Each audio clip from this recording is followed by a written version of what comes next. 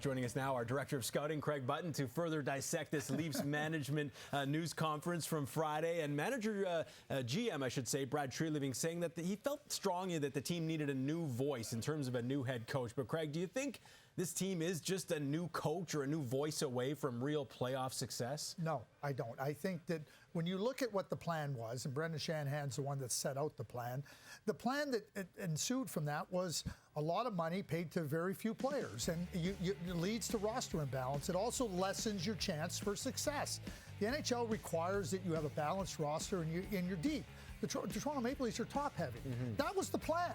So it's easy to say that the core needs to be changed, everything. Okay, that's fine, but you carried out the plan, and what ended up happening is the plan wasn't successful. Let's be very clear on that. So now you can bring in a new voice. You can have all the conversations you want in the offseason about it. Like, until you can find roster balance. And how are you going to find roster balance? When you find financial freedom.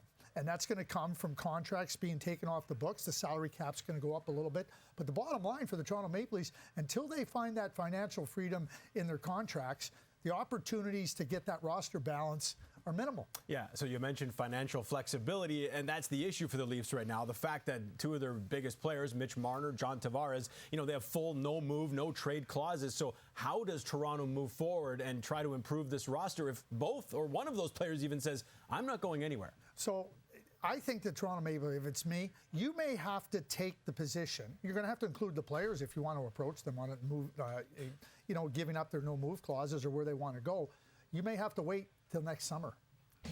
That's a reality. Yeah.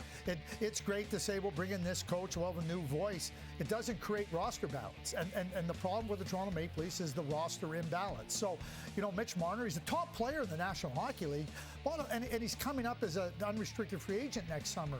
And he controls things. John Tavares, has been a very good player for the Toronto Maple Leafs. But if you want to move them, that's great. You can have that initiative. But now you need somebody that's interested in getting them. In Marner's case, it's going to be with a big extension, long-term extension. John Tavares, how do you fit him in where he's at that dollars? And you're going to have to give up something. The reality for the Toronto Maple Leafs, in my view, is they very well may have to wait till next summer because Mitch Marner and John Tavares were given no-move clauses. They're in control, not the Toronto Maple Leafs.